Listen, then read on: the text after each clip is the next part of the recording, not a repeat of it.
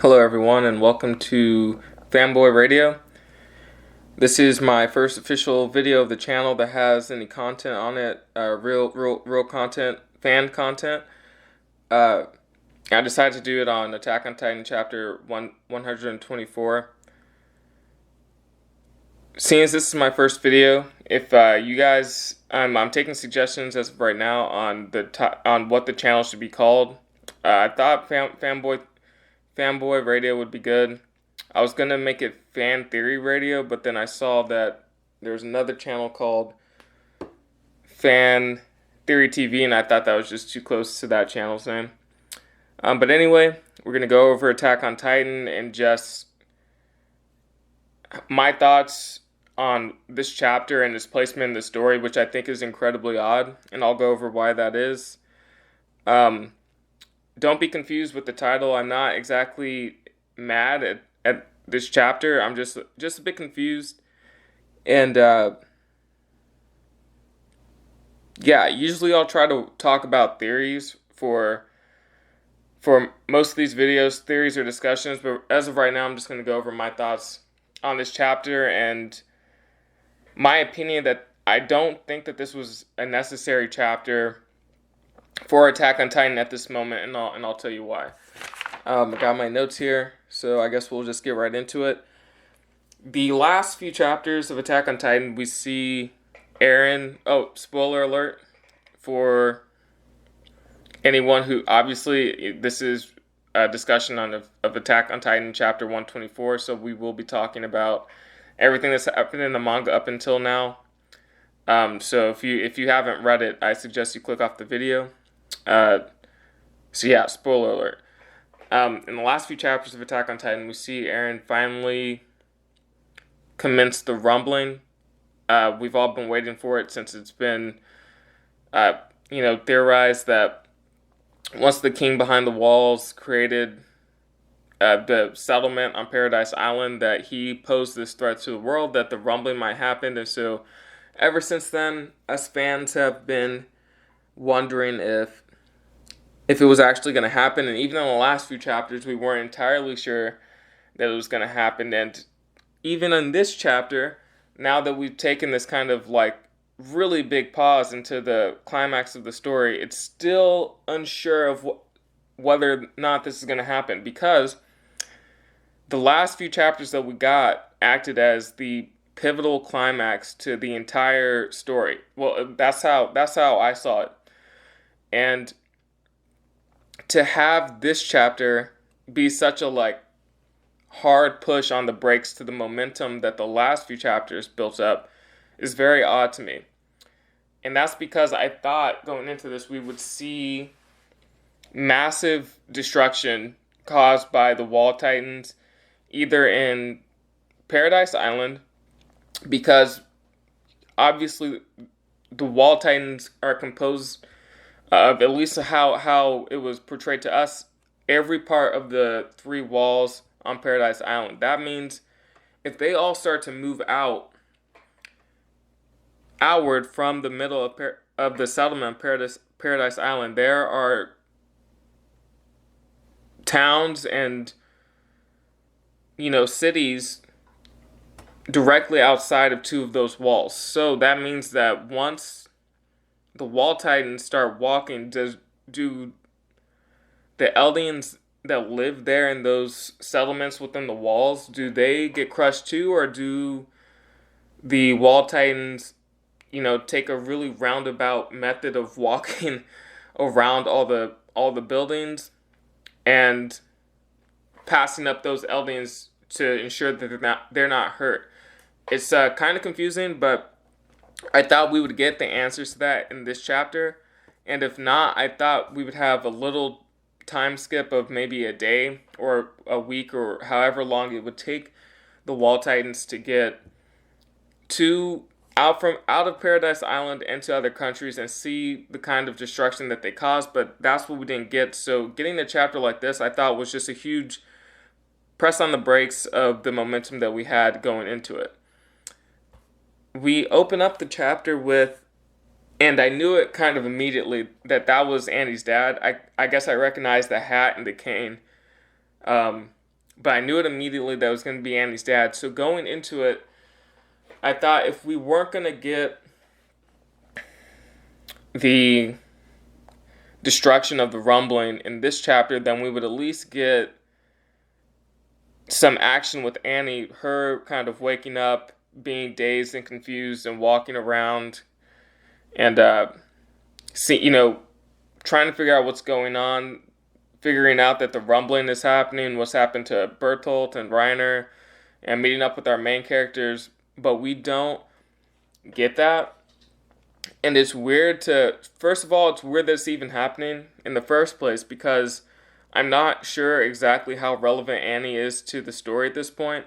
I know that she was a big part of the story, being the female Titan in the first part of Attack on Titan, but ever since she's been crystallized and locked away in whatever basement, she's played almost no part in the story, except for Reiner and Bertolt thinking that they ought to go back and save her at one point.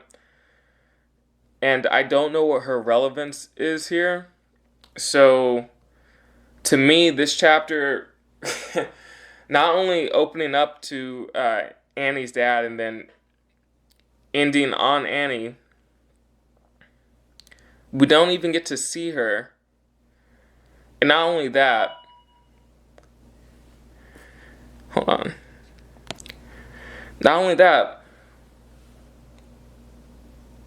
I'm not sure exactly how relevant she is to this point in the story. So it's weird to me that the story opens and ends on two Annie notes, but we don't get really any more of what's happening with the rumbling. So what is her relevance in the story? Is she gonna wake up and see, learn what's happening like right off the cuff, or is she going to, and then try to stop Eren? Like what possible relevance does she have in this story now? So it just seems weird to me that she's kind of reintroduced back in the story this way. I thought that if she was going to be in the story from this point on, that she would obviously wake up at this point, walk around, see that the rumbling has happened, and there's nothing she can do about it, and then, meet up with the Eldians from Marley, Piak, Gabby, Falco, so forth, and then maybe, stick with them and see what they're going to do after all of this, if they're going to try to make a separate settlement or integrate. But I didn't think, it seems from this chapter that Isayama's trying to play up her part to something more important, but I just, I don't see it happening. She just hasn't been part of the story, and it just seems so weird to have a break in the story to include Annie when we just got the climax of the rumbling happening after all this time. Another point is, we don't see the immediate fallout of the rumbling. We get to see our main characters and what they're going through at the very heart of Paradise Island, but we don't see the rest of the Eldians who are outside of the first wall and the second wall. And we don't see how, what are their reactions to, a wall titan walking over their house or stepping on their, I don't know what they have, like a carriage, like stepping on their carriage or house. We don't get to see any of that. And it just seems kind of strange that we don't, if this is such a big event, which it is, that we don't get to see that. We're focusing on our main characters and how they're facing these kind of loose ends, rather than what's happening with the rumbling. And we get it for a brief second. We see, and I like this, that we get to see our main characters discuss whether Eren, what he's doing is, the right or wrong thing to do. And then Armin saying that it's like a genocide which the world has never seen before. But we don't, that's pretty much the end of the conversation. We don't get to see how they're affected really by what's going on. And there are little bits about some people saying, oh, my homeland's going to be destroyed, all of our family's going to are going to die, right? The conversation between Reiner and Gabby. So yeah, it just seems odd that we don't get. I feel like there's the rumbling is such a big thing that I don't understand why we have a chapter that's focused on these smaller, more irrelevant points. Um, on that note, if we are going to focus on our main characters and the people that we've been following so far, why don't we see what happens to Piek and Reiner? I mean, they're right there. Piek's on top of the wall when the rumbling happens. I believe. Yeah, that's if I'm remembering correctly. If she's not on top of the wall, then she's right near it.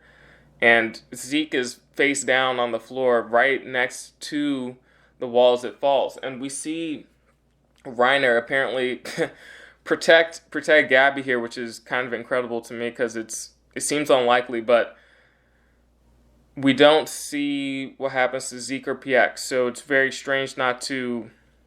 If we are going to concentrate on these characters, why are we not getting Zeke or PX, or how Zeke is interacting with the Titans he created, or anything of that sort? Um, and then on the point of Reiner, something needs to happen with Reiner.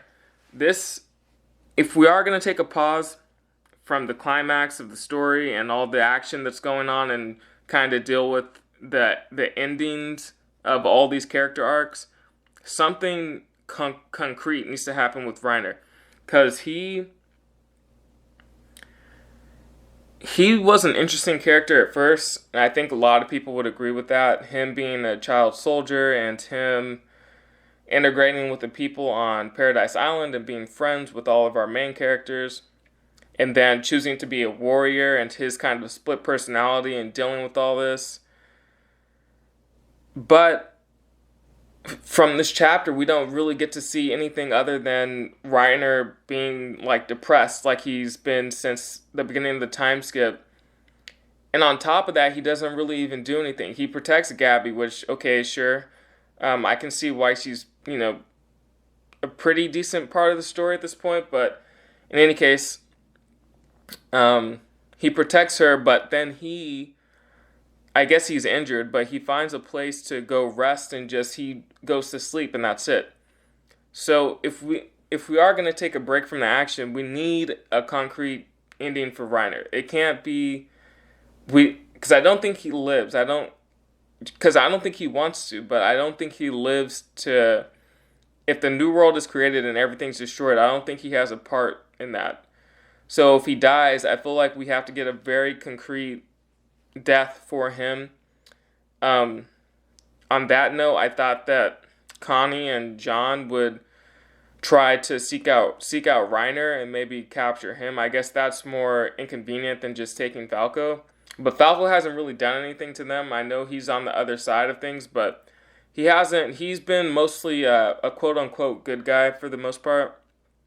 But Reiner's done all sorts of terrible things. So if we're gonna try to kill someone from the Marley side and try to take their power, do it for Reiner. Don't do it for Falco. I just think that's such a waste.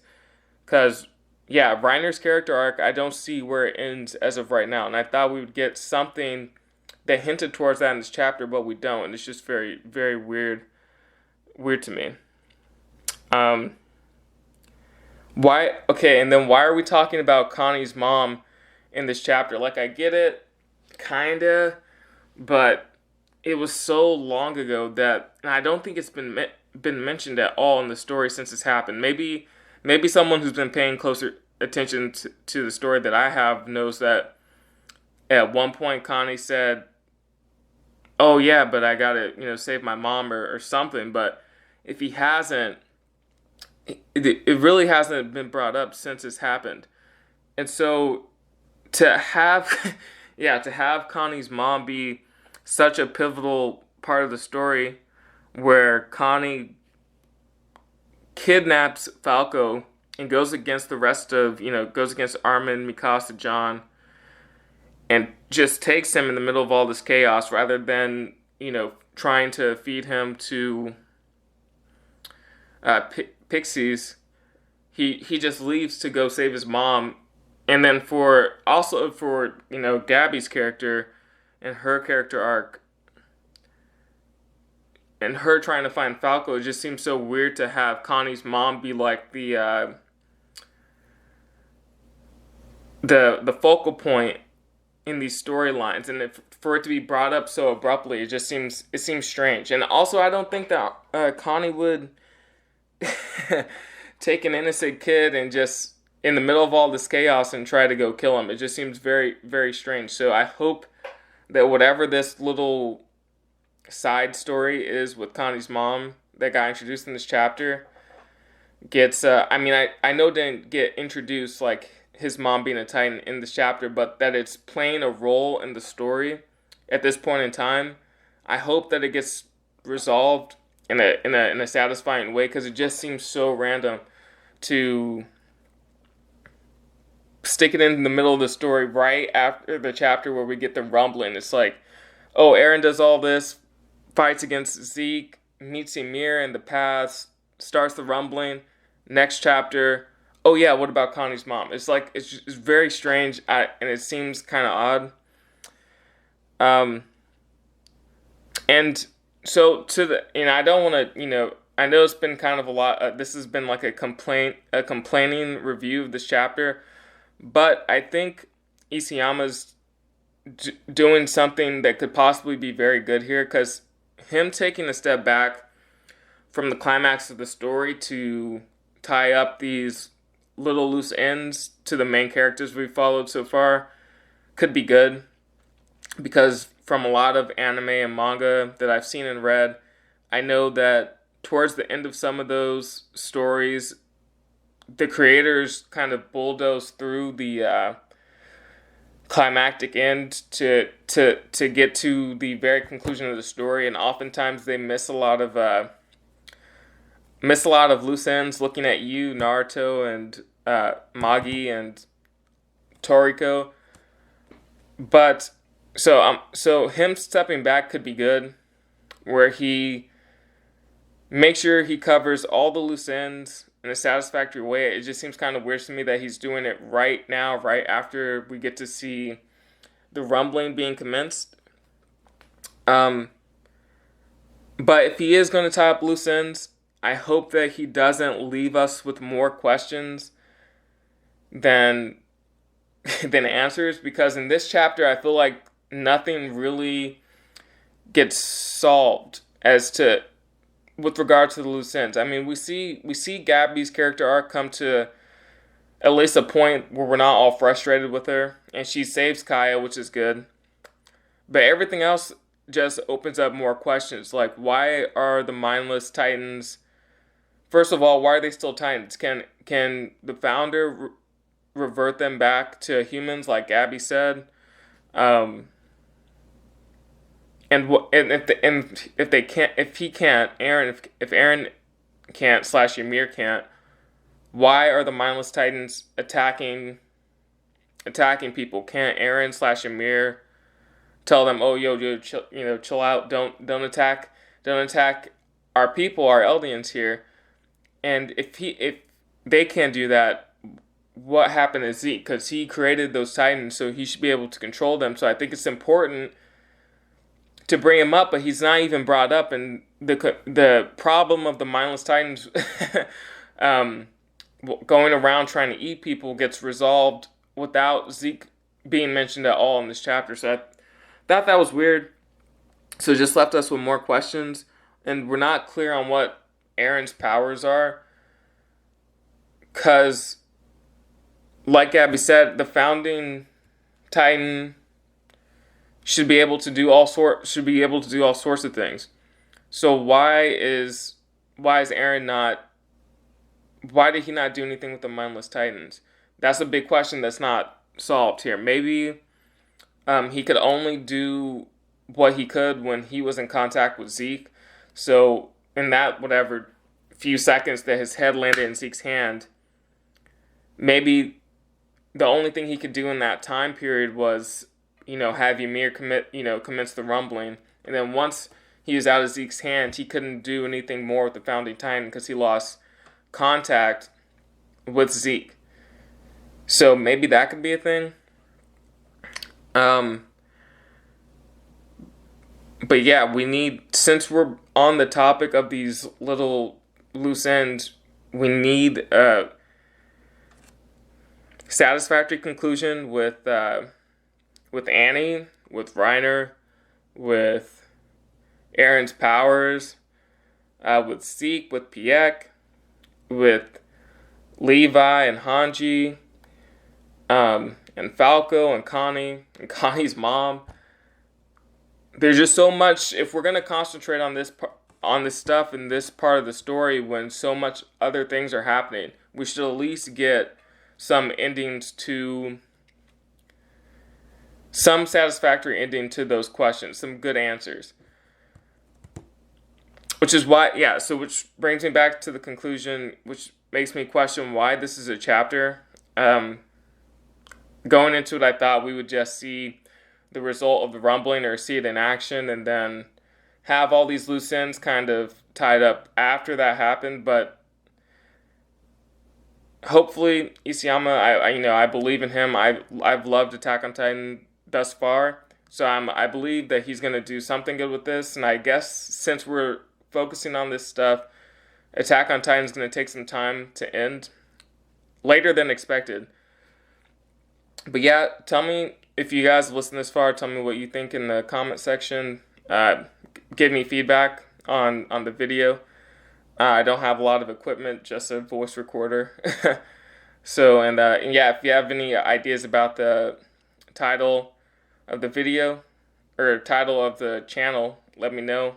You can also check out the introductory video that I posted shortly before this for other ideas of what the channel is going to be about. But yeah, thank you for listening to the end.